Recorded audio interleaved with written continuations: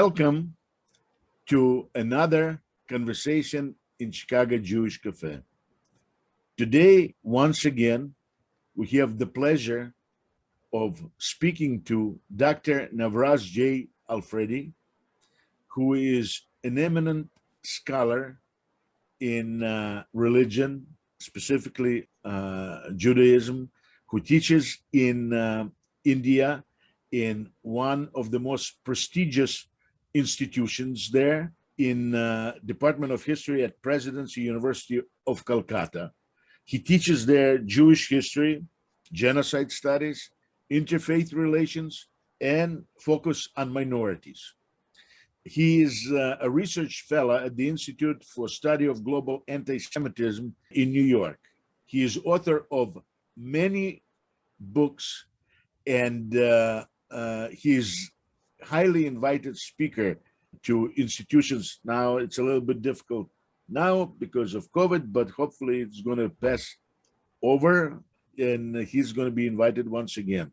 In any case, I would like us to speak about Pashtuns of Afghanistan and their conception of their origin, which it seems like has a lot to do with history of Jews. Yes. Well, it certainly is very, very interesting. But to put things into perspective, let me tell you a little as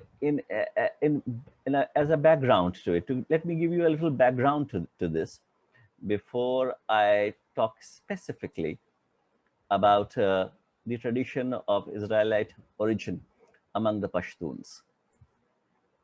You see, the number of people who are not Jewish, but consider themselves to be of Jewish descent or have started practicing Judaism all of a sudden, in spite of not having been born in Jewish families.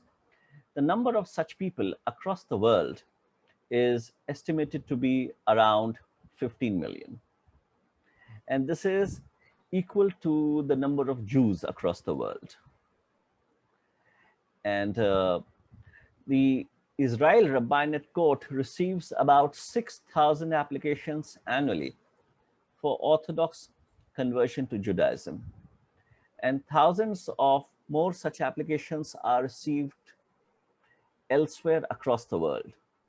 Based on this, it assumes that 100,000 individuals seek to join the Jewish people every decade.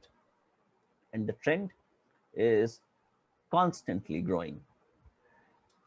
It is immensely interesting given the fact that Judaism is a non-proselytizing religion. Of all these claimants of Israelite descent, there is one group that stands out. And it stands out because of several reasons. All of these claimants of Israelite descent, what is common to all these groups is their desire to immigrate to Israel. But one group that doesn't show any inclination to immigrate to Israel, and also of all these groups, the only group whose tradition of Israelite origin finds mention in texts written by Jewish, Christian, and Muslim scholars alike across centuries. The only such group is the Pashtuns. Pashtuns are also known as Pashtuns and Pathans. These are terms that are often used interchangeably. Nothing wrong with their interchangeable use, but it's better if we know what each means.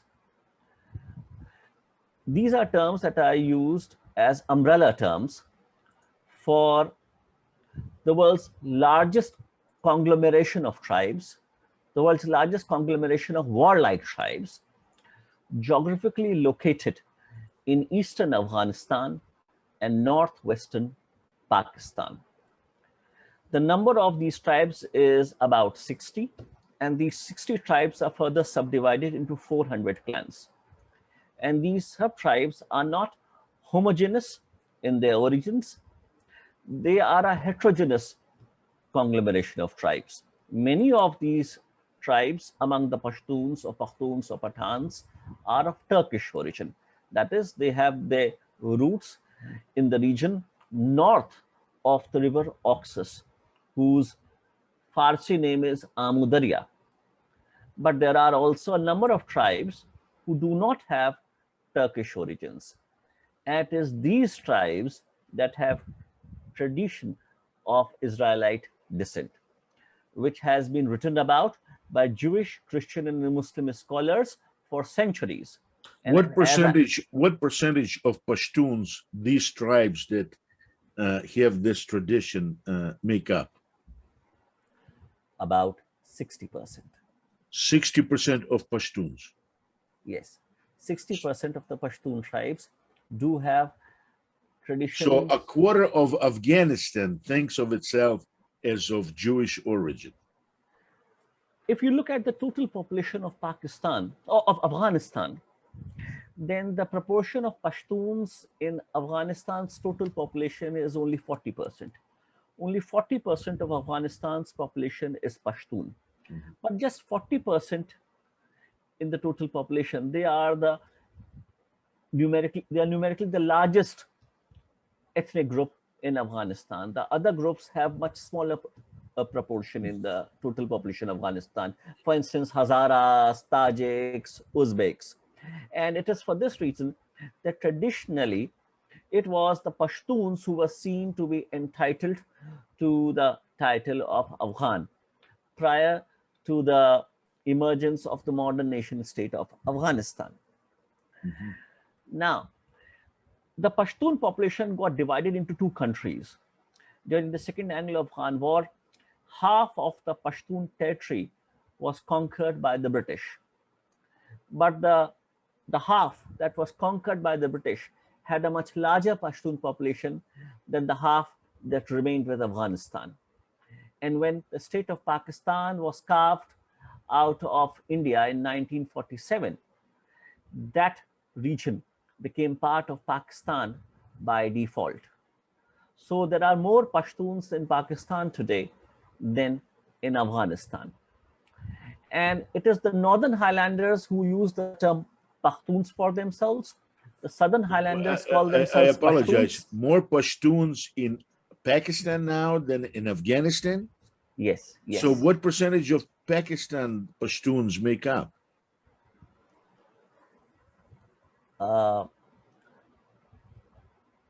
I would need to refer to my notes to give you the exact statistics because I Approximately fear would that be fine. might make an error. But what I can say safely is that the Pashtun population in Pakistan could be double of what it is in Afghanistan. This is something that I can safely say. Hmm. It could be just the double of what it is in Afghanistan. And as far as the total population of Pashtuns is concerned, you see, And census, 60% of them think of themselves as having a Jewish origin, although they do not call themselves Jews, as I understand. They call themselves, yes, well, they make a clear distinction between Jewish and Israelite. And this is a distinction, there is a clear distinction also in the Quran. So you cannot take this distinction lightly. This distinction becomes extremely important given the scriptural polemics in the Quran directed against Jews. And these scriptural polemics are not directed What against was the Navras? What was the relationship between Pashtuns and Jews who were identifiably Jewish in Afghanistan? What was the relationship when there were Jews there? well, it was a cordial relationship. It was a cordial Cordial relationship. relationship? Yes, but let me complete a few things that Okay. I wanted to tell you. I was telling you about these three terms that are used for them, the three umbrella terms that are used for this conglomeration of warlike tribes, Pashtuns, and Pathans. So as I said, the Northern Highlanders are called Pashtuns, the Southern Highlanders are called Pashtuns. But in the plains of the South Asian subcontinent, they became popularly known by the term Pathan. Mhm. Okay. And as far as the scriptural polemics are concerned in Islam, those are directed against Jews and not against ancient Israelites. I understand. This is a way Islam tries to Yes. establish its own authority. Yes. So this it is for this reason that this distinction becomes extremely important for the Pashtuns, and instead of being ashamed of this descent, in spite of being an integral part of Muslim society in the region, they in fact see this as a means of claiming greater honor, because they are those who can trace their genealogy to the patriarchs, Mhm. revered, equally revered by all three Abrahamic, Semitic, So monotheistic religious communities. from the point of view of Muslims and their and themselves, they are the real Jews, not like I am. Huh? Yeah, well, they would say that they are those who are not cursed by God, unlike those who Um, are seen as Jews today, that is, those who have descended from the southern tribes, uh, those who lived in the kingdom of Judea, but they are the northern tribes. They are descendants of the northern tribes. Even if they may not have this great in-depth knowledge of ancient Israelite history. do you know of any other Muslim nations, societies, where people claim that they are direct descendants of Jewish patriarchs? No, I don't know of any other Muslim group that claims same descent. Uh-huh. So this is the only people who are currently Muslims who claim that at one time they were Jews. They are not the only such Muslim group. There are three other Muslim groups in South Asia that claim to be of Israelite or Jewish descent. Which ones? There is a such a tradition exists also among certain sections of Kashmiris, which is also supported by uh, a religious movement that identifies itself as Muslim but is not recognized as Muslims by Pakistan. That movement is the Ahmadiyya movement, and the members of this movement are called Ahmadis. The founder of the Ahmadiyya movement, Mirza Ghulam Ahmad, was of the view that Jesus Christ did not perish on the cross. Unlike the Christian faith is that he perished on the cross, he was buried, and then he again came Mm-hmm. back to life, and then he ascended to heaven from Mount Tabor. The Islamic belief is that he was put on the cross, but he did not perish on the cross, but he ascended to heaven while he was still alive, directly from the cross. But the Ahmadiyya belief is that he was put on the cross and he did not ascend to heaven directly from the cross. He was taken off the cross and he was nursed by a sect of ascetics. And then when he recovered, he undertook a long journey in search of the lost tribes of Israel. He was aware of their location. He knew that the lost tribes, the tribes of northern kingdom, the 10 tribes that were lost to history, went into oblivion and came and have since been referred to as the lost tribes of Israel, were actually living in Kashmir. And it is for this reason that he traveled to Kashmir to bring his gospel to the lost sheep. And it is there that he lived till the age of 120.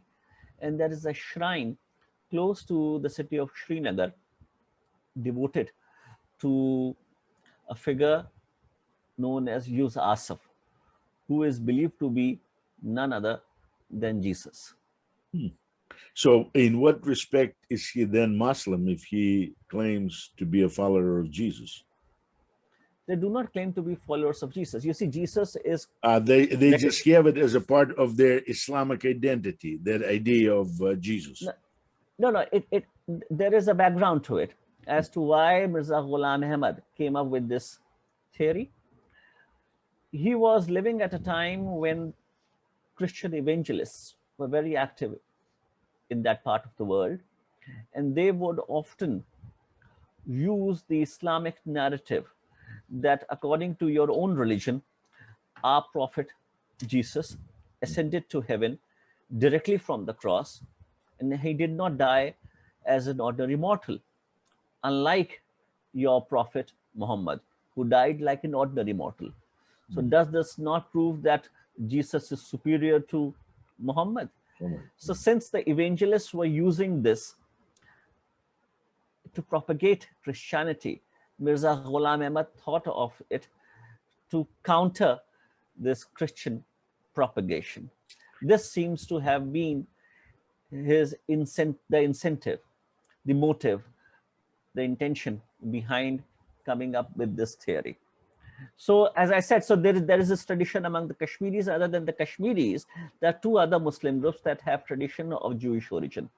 One is the Qidwai clan in district Barabanki in the state of Uttar Pradesh. The state of Uttar Pradesh is a very populous state. There is no country in Europe that has larger population than that of Uttar Pradesh. There is no country in South America with a bigger population than Uttar Pradesh. No country in Australia or in Africa with more population than that of Uttar Pradesh. It is so populous a state, and it is there in the district of Barabanki where this clan has its base. It's called Qidwai. And then there is a clan which calls itself Bani Israel, which is Arabic variant of the Hebrew Bani Israel. So they claim descent from Abdullah ibn Salam, who was one of the Sahabis. Sahabi is a term used for companions of Prophet Muhammad. It is said that Abdullah ibn Salam was a Jew who converted to Islam and became Prophet Muhammad's companion. And they claim their descent from him and say that their ancestors came to India to propagate Islam. So there is this clan which is based primarily in the city of Aligarh and in Sambhal. Both But these there are are in many, Uttar Pradesh. so there are many people in that region that claim that they're descendants of Jews, but except this Bani Israel that you mentioned, none of them want to do anything with the real Jews and with the state of Israel as it exists, right? That is true, but even among them, the Pashtuns stand out. The Pashtuns stand out because it is their tradition that finds mention in texts written by Jewish, Christian, and Muslim scholars alike across centuries. For instance, Moses ibn Ezra,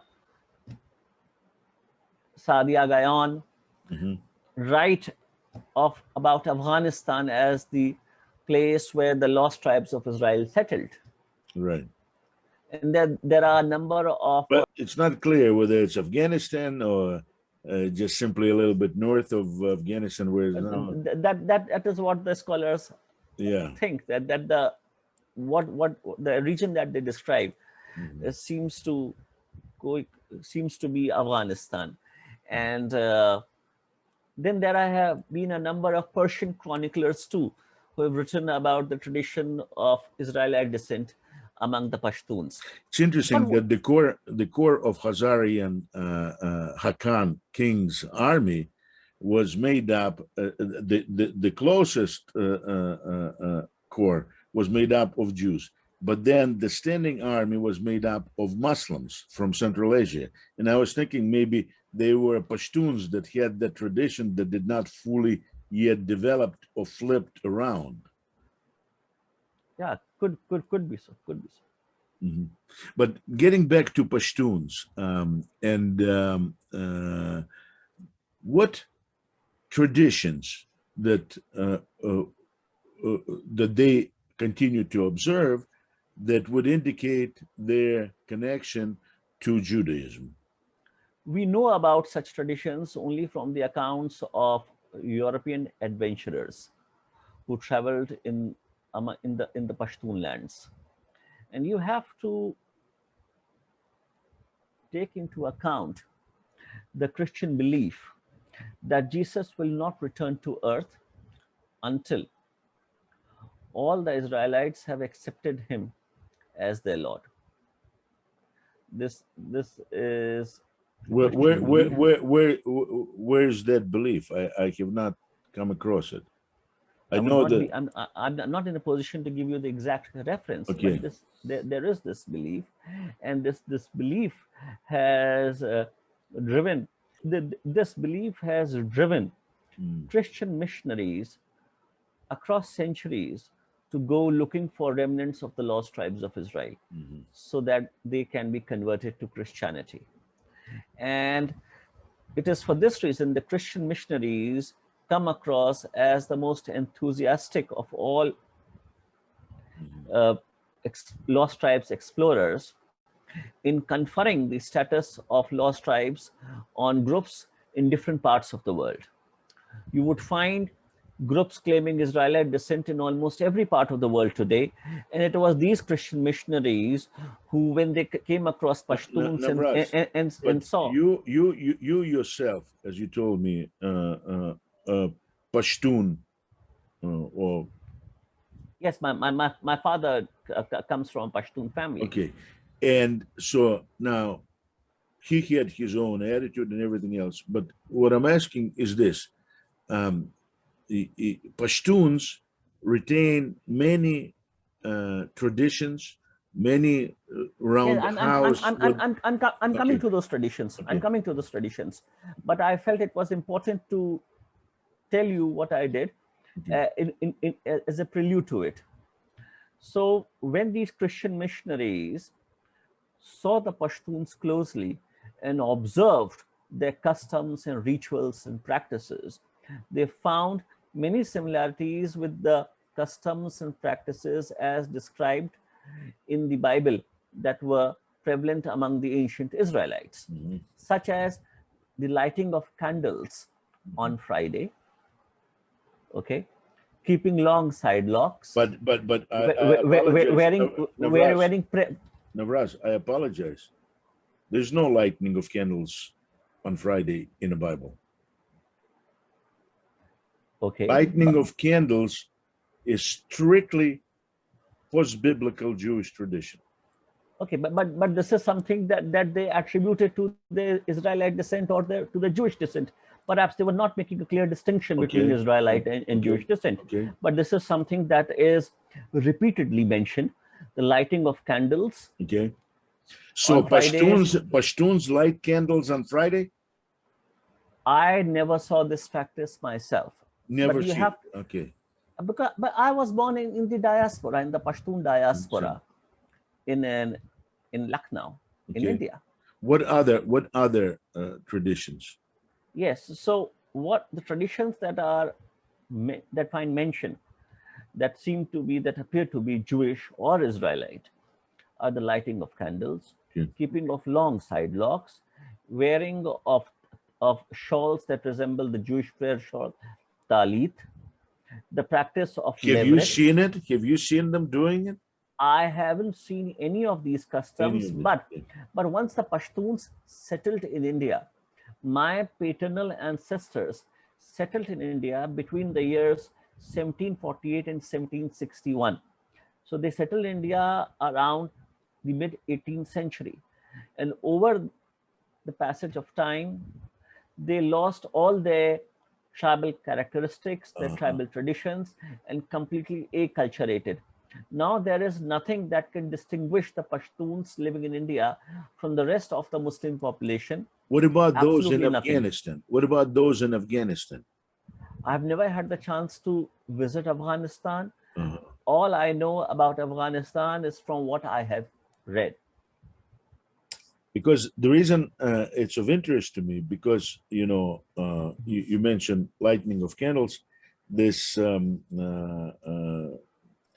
Ben Tzvi, the second president of Israel, he mentions it also in his book as he traveled through Afghanistan. Yes, And yes, in my mind, unfortunately, but he calls Pashtuns Jewish on the basis of things that he observed in his travel in Afghanistan. yes. The He was completely convinced of the Israelite roots, and he mentions testimonies provided by Afghan Jewish immigrants to Israel about Pashtun practices that appear to be absolutely Jewish in nature, such as the lighting of candles, keeping of long sidelocks, wearing of shawls resembling the Jewish prayer shawl talit, circumcision on the eighth day after birth, and the practice of leveret, that is, the widow of the elder brother marrying his younger brother.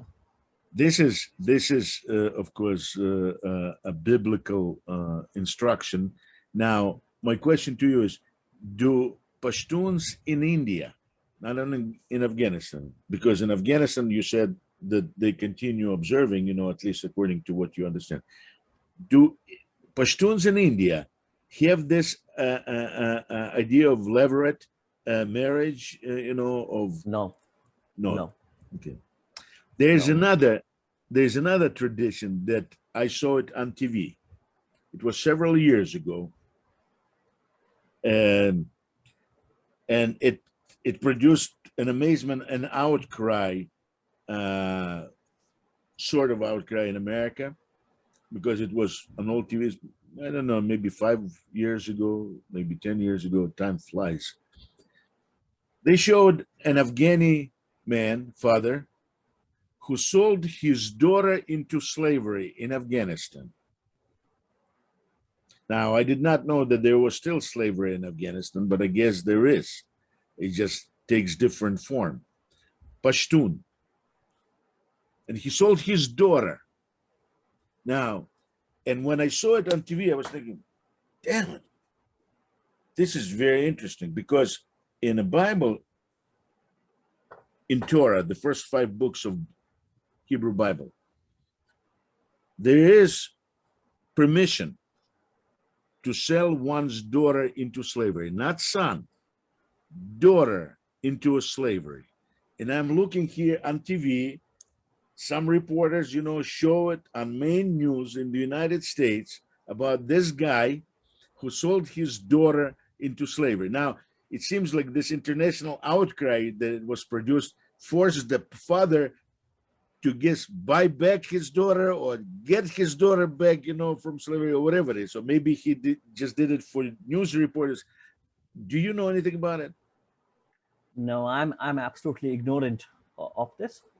Uh, what I do know is that there has been also a certain degree of resistance to attempts to study the tradition of Israelite descent among the Pashtuns. And at the same time, there seems to be a rapid erosion of this tradition among the Pashtuns. We can So attribute this. basically, Taliban says enough of this Jewish tradition. We'll kill you all, whoever claims that they're Jews. Well, can't say, but yes, if we can only speculate, but perhaps this is the result of the growing Wahhabi or Salafi influence in the region, that the Pashtuns now tend to distance themselves from this age-old tradition of descent from the lost tribes of Israel. And I have, for instance, in the diaspora, I can say that the new generation is largely ignorant of this tradition. So I could say that since they lost all their traditions, perhaps they also lost the tradition of descent from the lost tribes of Israel in the diaspora. But what about the Pashtuns in the native places in Afghanistan and in Pakistan?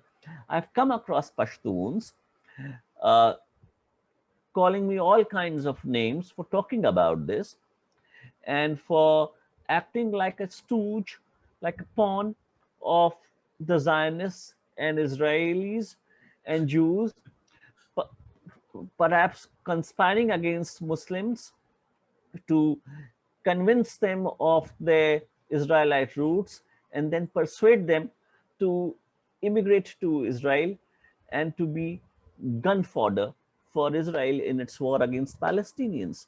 So there are all kinds of such conspiracy theories that have been floating around. I have to say, Navras, by calling you those names, in my eyes, they promote you to a better class of people, because they themselves, the way I see it, are true cowards. I mean, they've been cowards from 7th century, when they became Muslims, and they decided we want to be real Muslims, so Muslims recognize us the real Muslims. We want nothing to do with Jews. No, no, no, no, no, no, no. Cowards. But that's not the point. About 18 years ago, I ride in a cab in New York from airport, I forgot where, somewhere in Manhattan was going. And I see, the driver, Muhammad. So I ask him, is it your license? The guy looks like, Asian.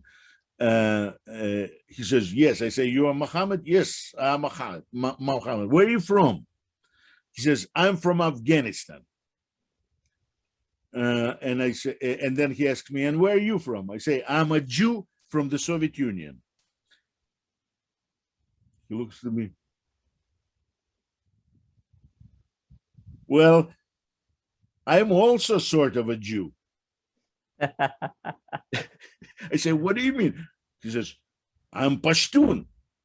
And I don't know what in the world he's talking about, But here's the guy that you see that at least 18 years ago, maybe now it's changed. Maybe his mind after living here in the United States for a while, maybe he changed. But at that time, 18 years ago, now, of course, I thought it was a joke, because I thought Afghani, Pashtun, having anything to do with Jews, what is it?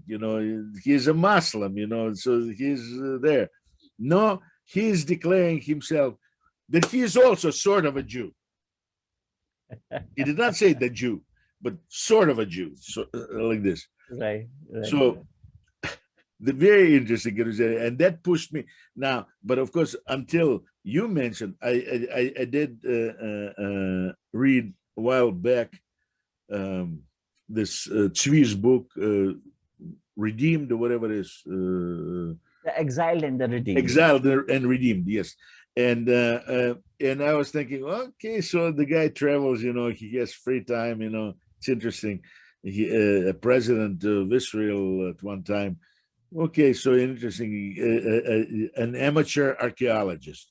I mean, there's all kinds of people crazy running around and collecting information. So he's one of them. But you said, and then after talking to you, I took a look at it a little bit differently. Yeah, Isaac Pensevi writes in his book, The Exile and the Redeemed, that the very fact that this tradition of Israelite descent has persisted among the Pashtuns over such a long period of time is in itself proof enough of the authenticity of this tradition. That is how he looked at it. Though this is not a view shared by scholars today. The standard view among scholars is that the lost tribes. And how do they explain that Pashtuns thought of themselves that way, if that is not authentic tradition? I could not imagine anybody talking about themselves this way if they did not have a very solid ground from their parents and grandparents to talk that way. Yeah, but you see, that standard view among the scholars is that the lost tribes of Israel, even if they ever existed, they assimilated in the populations where these lost tribes were exiled. And the scholars are of the view that it is just not possible now to trace the remnants of the lost tribes, given the lapse of time, that is, given the millennia that have passed since then. So So it does not. American Indians are not the leftovers of those tribes, as Book of Mormons says. Well, I'm not in a position to comment on that. That it is absolutely out of the domain of Okay, my study but they of also my. they also insist that that is the case.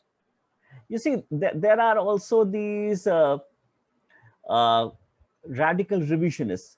The emergence of biblical archaeology in the Christian West was an attempt to confirm the scriptural verities.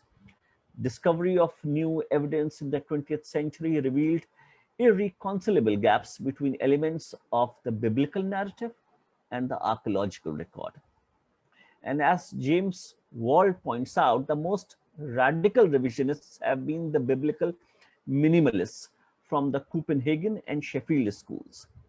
There is a consensus among them that the Bible is an essentially literary religious work containing some historical evidence. They hold the view that it was written much later than commonly accepted in the Persian or even Hellenistic period. And it is a self referential mythological book largely devoid of historical value. Given that their offshore training as biblical scholars is in reading texts rather than conducting archaeological excavations, their assertion that their arguments are supported by archaeology has sparked controversy. Okay. For their expertise is limited to reading and interpreting the scriptures, and they do not have expertise in archaeology, and yet they have found themselves, they think that they can still comment on archaeological evidence, and this is what has made their writings so controversial. The result being that Brett Keel and Kigab Moore have said that it amounts to ancient Israel itself becoming a problematic historical subject. Some consider refutation of the traceability as well as the existence of an Israelite past as anti-Semitic, an allegation that, of Look, course, these minimalists, of course, deny. there are people throughout human history denied existence of my people in scientific and non-scientific way all the time. You know, the first so-called scientific archaeological piece, proclaimed uh, uh, that Israel is no more. Children of Israel are gone, destroyed. Nonetheless, it's not in the Bible, it's in this monument. And Jews exist to this day. Small in numbers, yes, but it's not cannot be compared to billion, whatever it is, Muslims, billions of Christians, billions of Buddhists, and billions of Hindus. We're small in numbers about who everybody talks all the time. I mean, I talk about it because I'm interested in this. But if I would be a Muslim, if I would be a Christian or a Buddhist or Hindu or whatever it is, I'd still talk about Jews because there would be connection. I could not understand myself without understanding Jews or something about them. There was a time, I sell scholarly Judaica. I publish and sell scholarly Judaica. And digital scholarly Judaica. About 8 years ago, I get a phone call, and the guy says he's interested in this book, and I hear in his accent that there's something Chinese in him. So I ask him, "Where are you calling from?" He says, "I'm calling from Peking, whatever it is, however he said it. And Beijing. what is it? Beijing. Beijing, something like this, yes. And I say, really? And I'm looking for it in order to see his account because he's asking about his books. And I say, are you Chinese? He says, yes, I'm Chinese. And I say, why are you interested in our books? I mean, this is Jewish books. Why do you need Jewish books? He says, well, why not? I say, what do you do in China? And he says, I'm one of the main consultants to the Central Committee of the Communist Party of China. Wow.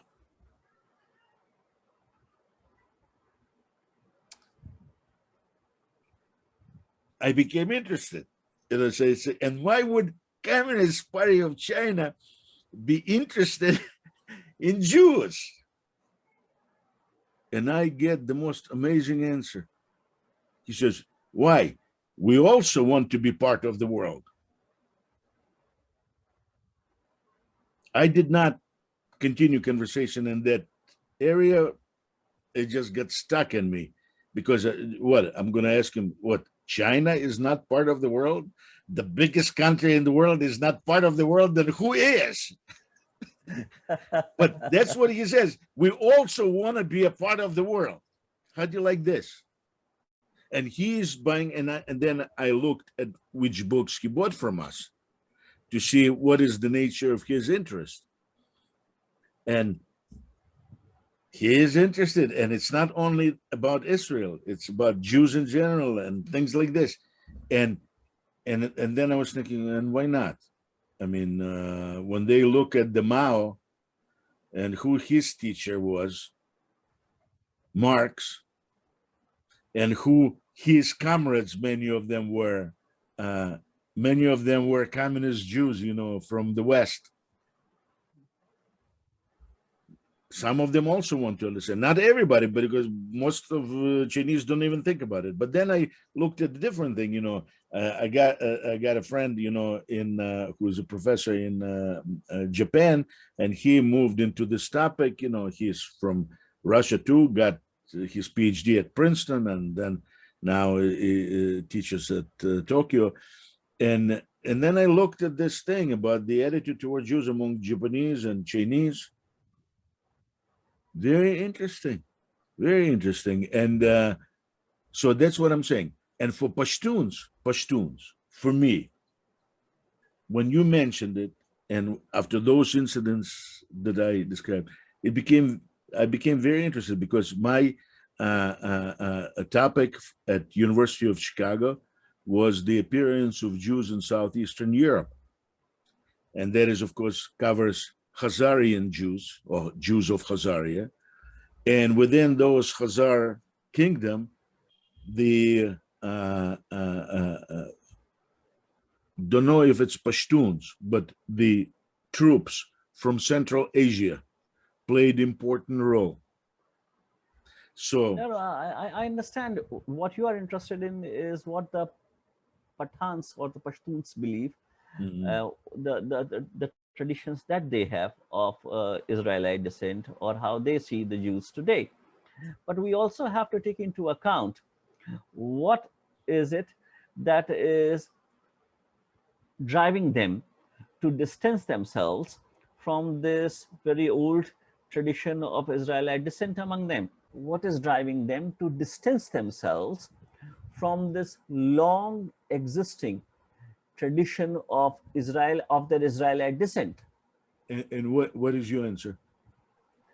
One could be, I'm only speculating, one could be the growing Wahhabi influence in the region that they inhabit, that is eastern Afghanistan and northwestern Pakistan.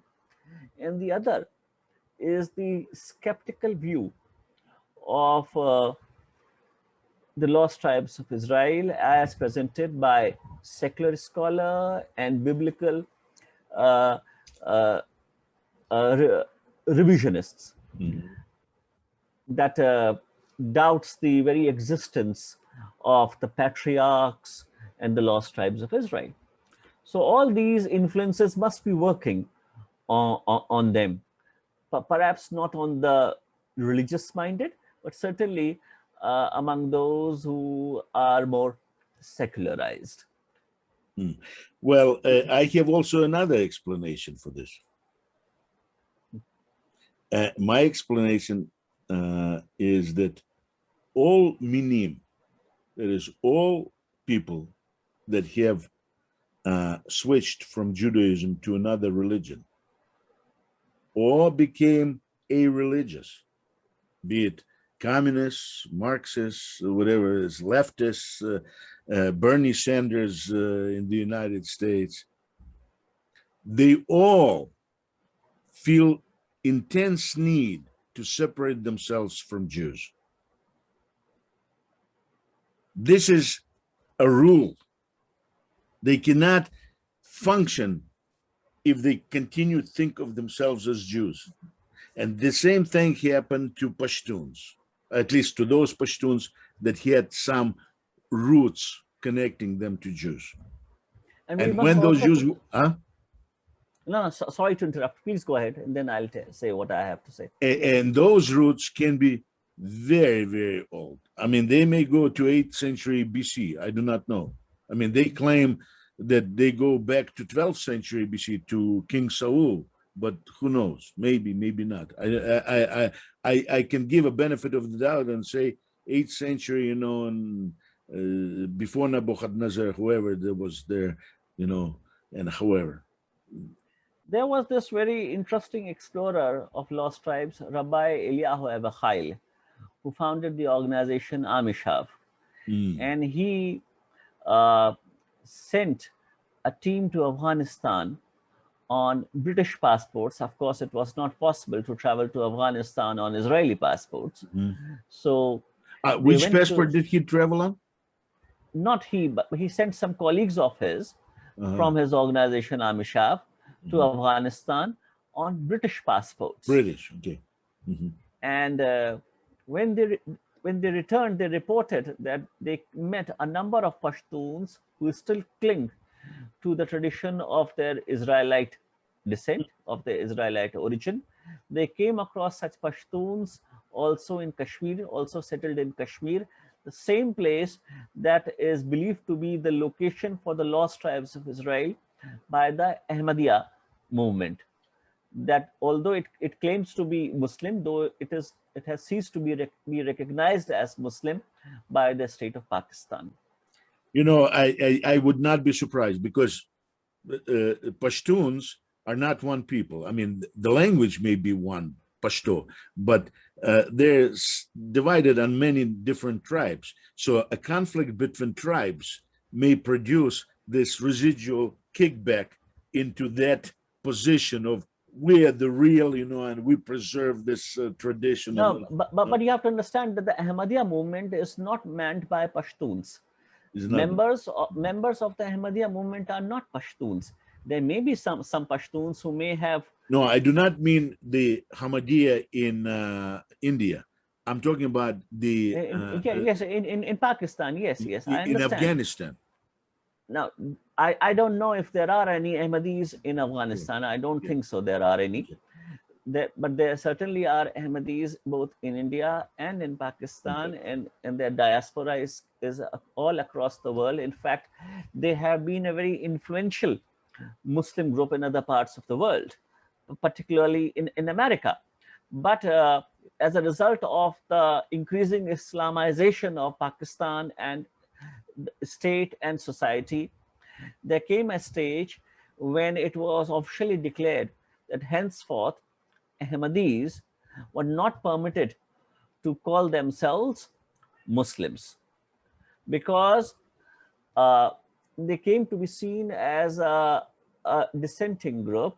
Who prohibited them? Who prohibited them The, from? the state, the state in Pakistan, the government, Ah, in Pakistan, because the founder of the movement, Mirza Ghulam Ahmad, was accused of having declared prophethood, which ah, is of course against Islam because Prophet Muhammad, is the last according to prophet, right? yes, is the last prophet according to the Islamic belief. He symbolizes the seal of finality. Mm. So it was seen as a challenge to to the seal of finality. And but though the Ahmadis have been saying that this is not what Mirza Ghulam Ahmad ever meant, Okay. but that is not accepted by those who accuse them of that, and hence they have ceased to be Muslims in their eyes. Whosoever is an Ahmadi is not a Muslim in the eyes, according to the official position of the state of Pakistan. But Hmm. as I told you, that Mirza Ghulam Ahmad, driven by his desire to counter Christian proselytization, came up with this theory that the lost tribes of Israel had settled in Kashmir and also in Afghanistan. Hmm. And Jesus was aware of the existence of the lost Israelites there in that region. It is for this reason that when he survived the crucifixion, he traveled all the way to Afghanistan and Kashmir to bring his gospel to them, to the lost sheep. Okay, so hopefully the lost sheep is going to be found, and something is going to happen to them good, as to all people. And but uh, And one more thing, there are still attempts being made to uh, reach out to the Pashtuns by certain organizations in Israel. And in 2019, in January 2019, a conference was held in Jaipur. in where? Uh, in Jaipur in Rajasthan. Uh-huh. And Pashtuns were invited to participate in that conference. That conference What was the was name of that conference?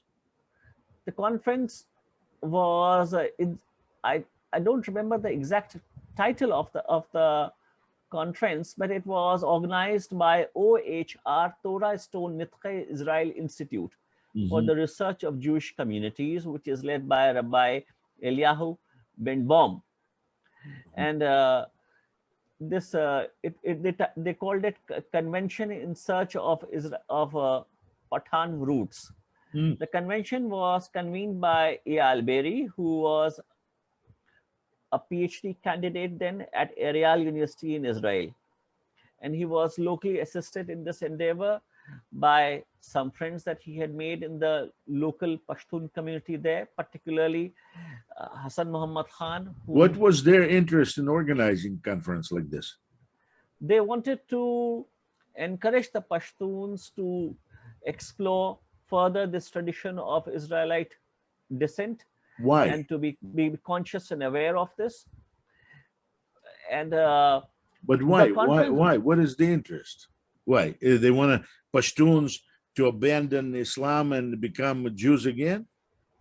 they haven't gone on record saying this, but in 2015, the same group organized a delegation, a Pashtun delegation, trip to Israel.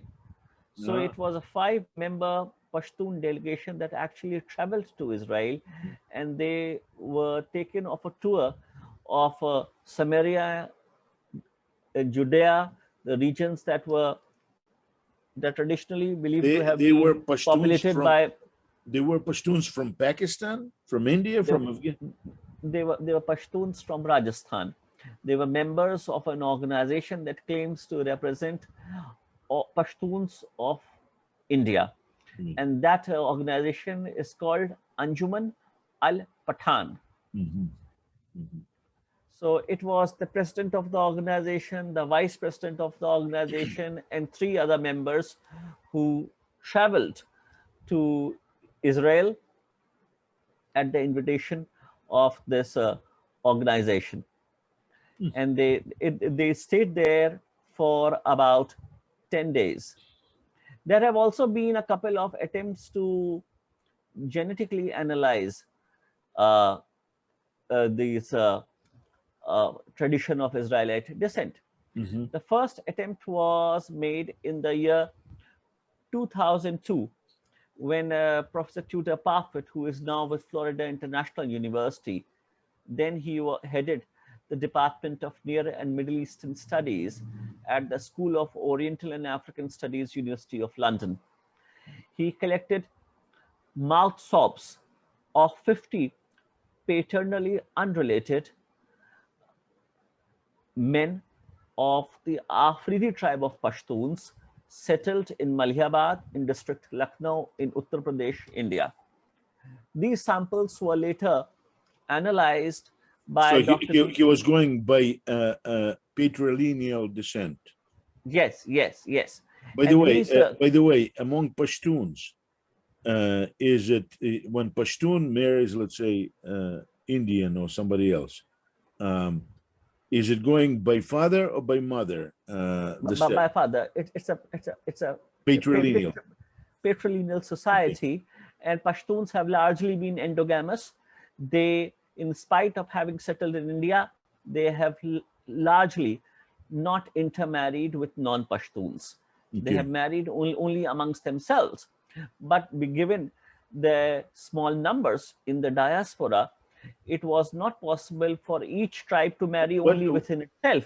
So there have been inter-tribal marriages, though, but only among the Pashtuns, not with non-Pashtuns. Mhm. As far as the native place is concerned, the Pashtuns, in the Pashtun society, tribes marry largely only amongst themselves. That is, each tribe marries only within itself. Wow. But once they were in the diaspora, because of the small numbers, that was not possible. So there were a number of inter-tribal marriages. So It becomes intertribal within within among Pashtuns, Pashtuns, right? among Pashtuns. But this becomes important because, as I told you earlier, that not all Pashtun tribes have tradition of Israelite descent. There are certain Pashtun tribes that are of Turkish origin. So there certainly, Mhm. if there is any such thing as tribal purity, so there certainly has been a dilution of that purity, if there But is something but called wherever, for tribal. example, Pashtun of this tribe marries Pashtun of Turkish, a tribe of Turkish origin, a woman, and then the children of that union are Known by counted their by father, father. by father. So the first attempt was made to genetically analyze this tradition in the year 2002. Mhm. And then the samples collected by Professor Tudor Parfit, who is now at Florida International University, those samples were analyzed at University College London by Dr. Neil Bradman and Dr. Mark Thomas. But then several years later, in an interview, uh, Professor Tudor Parfit gave to this magazine called The Sunday Indian, he said that the results of that genetic research were neutral. Mhm. That is, they did not prove either way. A second attempt was made by an Indian geneticist, Shahnaz Ali. She collected, this time instead of mouth swabs, she collected blood samples, again of paternally unrelated Aafreedi Pashtun men. This time the number increased by 3. So it was 53 instead of 50. And with those samples, she went to the Israel Institute of Technology, Haifa Technion, to analyze those samples to confirm this tradition. But what I know from the interviews that Shahnaz Ali gave to some publications, that she abandoned that project midway because of its potential to provoke, to trigger controversies Among who? among Muslims. Why would So that be? I mean, so she instead turned it into a medical research project. That is what I know from the interviews that she gave to some publications. hmm. She was then with uh, an Indian institution, and then she went to Israel to do this study. Is she still in Israel? No, now she is in Kolkata, in Okay. India. In any case, this is a very interesting topic, at least for me. I loved having you to talk about it, and maybe privately, because I'm going to have a lot of questions. Maybe I'll email you, and if you can supply additional information. For me, the project, this is of course not because of 10 lost tribes or because of assimilation of Jews, because this assimilation has been going on from the beginning. That is from the beginning of Jewish people. But for me, the interest in Pashtuns was largely and is largely as a curiosity, because there's Pashtuns in Asia, there's Yubo in Nigeria, Yes, yes, there's yes. people all over the world, and of course all Christians. Lemba in South Africa. Yeah, and all Christians, of course, claim that they're the real Jews. They're circumcised not in flesh but in heart. And all Muslims claim that they're real Jews because we are not really Jews. I mean, we're Jews good only for Auschwitz, not for Jerusalem. Yeah, and this is on and on and on. So Muslims have their own problems, Christians have their own, and we have our own problems. We all have problems, thank God. That gives us. Huh? Alex, before we close the Yeah. session, it just crossed my mind that I failed to mention to our viewers the population estimate of Pashtuns. They must have an idea as to how big the numbers are. How big? So the Pashtun population is estimated to be somewhere between 40 and 50 million. 40 and 50 million? Yes, yes. I thought that you were going to say 400 to 500 million. Then it would be a little bit more impressive. What is this 40 to 50 million? It's nothing. Yeah. In any case, I wish all Pashtuns and non-Pashtuns long and happy life, and I hate the idea that somebody would do research and they would be threatened and they would back out because of it, that they do not feel comfortable. That's not Yeah, good. well, Shahnaz Ali did not say that she received any threats exactly in the interviews that she gave, but all that she said was that during the course of her research, she became conscious of the potential that it had to trigger controversies.